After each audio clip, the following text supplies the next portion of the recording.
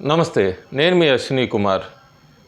విపక్షాలన్నీ కూడా ఎన్నికల్లో 2014, 19, 24లో కూడా గట్టిగా ప్రయత్నించినాయి ఎన్డీఏని అధికారంలోకి రానీయకుండా, లేదా నరేంద్ర మోడీని మళ్ళీ మూడోసారి ప్రధానమంత్రి కానీయకుండా అన్ని రకాల వ్యూహాలు విఫలమైనవి.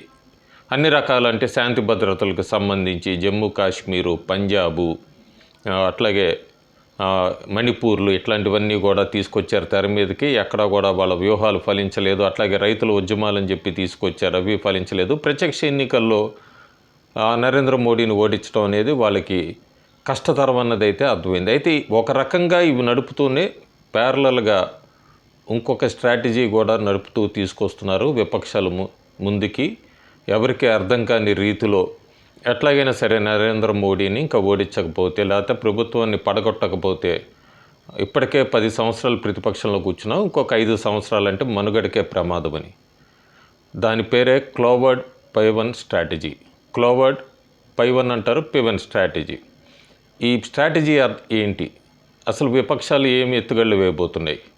బహుశా ప్రస్తుతానికి ఇప్పటికే మనం తమిళనాడు, కేరళ, పంజాబ్, కర్ణాటకలో చూస్తున్నాం. రాబోయే రోజుల్లో ఇంకొన్ని రాష్ట్రాల్లో ఈ స్ట్రాటజీని కూడా అవలంబించబోతున్నాయి విపక్షాలు.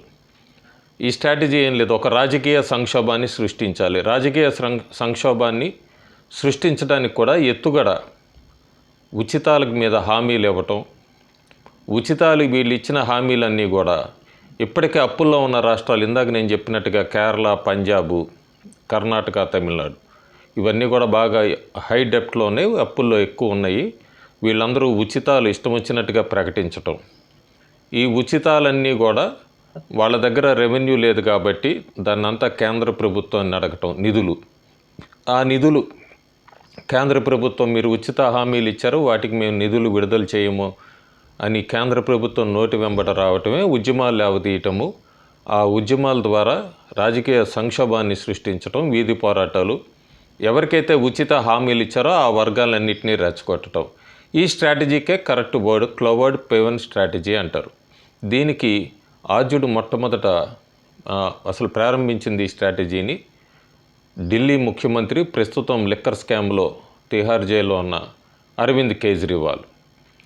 ఉచిత కరెంటు, ఉచిత నీరు, వాటరు ఉచితంగా, లేకపోతే ఉచిత నీళ్లు, ఉచితంగా కరెంటు, విద్యుత్తు, ఇట్లాగే ఉచితం అంటూ మొదలుపెట్టి ఢిల్లీలో ఒక రకమైన ఉచితాలని అన్నింటినీ కూడా వాళ్ళకి అలవాటు చేసి ఈరోజు క్రైసిస్కి తీసుకొచ్చాడు. అంటే ఆయన అప్పుడే పునాది వేసుకుంటూ వచ్చాడు. ఈ అప్పులు ఉన్నవన్నీ కూడా రాష్ట్రాల్లో కూడా కేరళ లాంటి రాష్ట్రం ప్రయత్నించింది, కేంద్రాన్ని నిధులు అడిగింది. కేంద్రం ఇలాంటి వాటికి మేము ఫండ్స్, నిధులు ఇవ్వమంది. సుప్రీంకోర్టు దాకే వెళ్ళింది కేరళ, కానీ సుప్రీంకోర్టు కూడా తీర్పు వేరగిచ్చింది. కానీ వాళ్ళ వ్యూహాలు అక్కడ ఫలించలేదు. ప్రస్తుతం ఇప్పుడు కర్ణాటక, తమిళనాడు, పంజాబ్ ఇదే అడుగుల వైపు. ఇక్కడ రాజకీయ సంక్షోభం భారతదేశంలో సృష్టించాలి. భారతదేశంలో రాజకీయ సంక్షోభం రాగానే విదేశీయులంతా కూడా ఎదురు చూస్తున్నారు. గత 5 సంవత్సరాలు కూడా ఎక్కడా భారతదేశంలో వాళ్ళకి ఛాన్స్ ఇవ్వట్లేదు నరేంద్ర మోడీ. అట్లాగే ఇప్పుడు రాజకీయ సంక్షోభం రావాలి. నిధులకు సంబంధించి నిధుల వంకతో ప్రపంచ దేశాలు, అగ్రదేశాలుగా చెప్పబడుతున్న కొన్ని దేశాలు మళ్ళీ భారతదేశంలో అడుగు పెట్టాలి, భారతదేశాన్ని విచ్ఛిన్నం చేయాలి. ఇదంతా కూడా భారతదేశంలో నడుస్తున్న ఒక కొత్త రకమైన ఎత్తుగడ. దాని పేరే ఇందాక నేను చెప్పినట్టుగా క్లోవర్డ్ పైవన్ స్ట్రాటజీ. ఈ విదేశాలను 2019 నుంచి 24 దాకా ఎక్కడా కూడా విదేశాలను ఎవరిని కూడా ఇలాంటి వాటికి ఎంటర్టైన్ చేయలేదు, ఎక్కడ చోటు ఇవ్వలేదు నరేంద్ర మోడీ. అంతేకాకుండా జీడిపిలో కూడా మనం 5వ స్థానంలోకి వచ్చేసాము. ఆయన ఖచ్చితంగా చెప్పాడు 3వ స్థానానికి తీసుకెళ్తానని.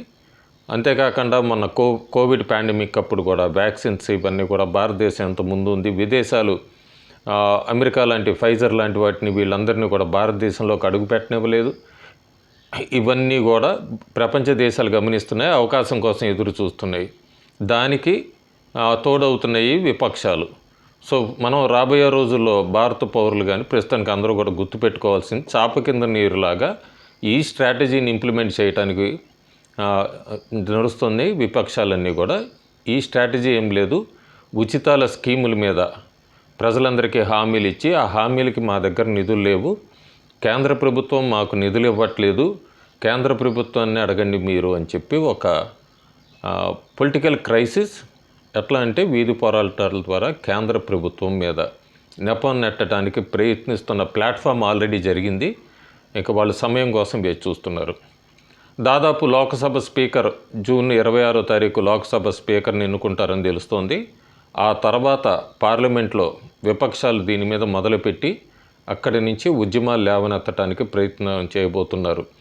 వాళ్ళ ఉద్దేశం ఒకటే, దేశంలో మళ్ళీ అశాంతి ఇవన్నీ కూడా మొదలు పెట్టాలి, చేయాలి. భారతదేశంలో ఒక పక్క ఎప్పుడూ చూడనట్టుగా జమ్మూలో మళ్ళీ ఉగ్రదాడులు మొదలైనవి.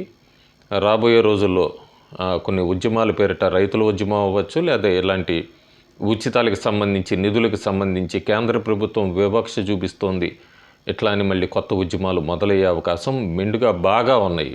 ఎప్పటికీ కాంగ్రెస్ కూటమి అయితే ఎన్డీఏ కంఫర్ట్గా లేదు, ఎప్పుడైనా పడిపోతుంది అనేది ఒక స్పెక్యులేషన్ పేలర్స్ బయటకు రిలీజ్ చేస్తూనే ఉన్నారు. అందుకే వెస్ట్ బెంగాల్కి సంబంధించి టీఎంసీ ఎంపీ అంతా కూడా మా వైపు బీజేపీ ఎంపీలు ముగ్గురు చూస్తున్నారని, ఇట్లా ఒక రకమైనవి ఉత్తరప్రదేశ్కి సంబంధించి కూడా కొన్ని పేలర్స్ యోగి ఆదిత్యనాథ్కి అమిత్ షాకి పట్టలేదు, ఆర్ఎస్ఎస్కి పట్టలేదు, ఆర్ఎస్ఎస్కి బీజేపీకి పడట్లేదు.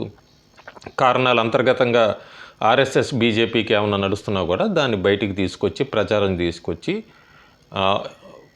ముస్లింలు హిందువుల మధ్య కూడా కొద్దిగా విద్వేషాలు రగిలించి అట్లాగే పార్టీలో ఇంటర్నల్గా సంక్షోభం క్రియేట్ చేసుకొని ఎట్లాగైనా ఈ ప్రభుత్వాన్ని పడగొట్టాలి అనే ఒక ఆలోచనతో ముందుకెళ్తున్నారు. దానికి ఈ క్లౌడ్ పవన్ స్ట్రాటజీని యాడ్ చేస్తున్నారు.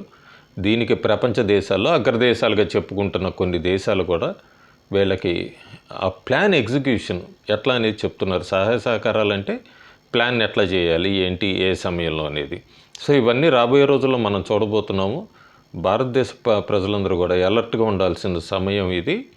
ఇట్లాంటి స్ట్రాటజీస్కి, ఇట్లాంటి వాటికి అన్నిటికీ కూడా ఎక్కడ వాళ్ళ జీవితాలు పాడు చేసుకొని రోడ్ల మీదకి వచ్చి వీధి పోరాటాలు చేసి రాజకీయ ఉచ్చులో పడితే వాళ్ళ భవిష్యత్తు ప్రశ్నార్థకం అవుతుంది. రాజకీయ పార్టీలు బాగానే ఉంటాయి. Thank you.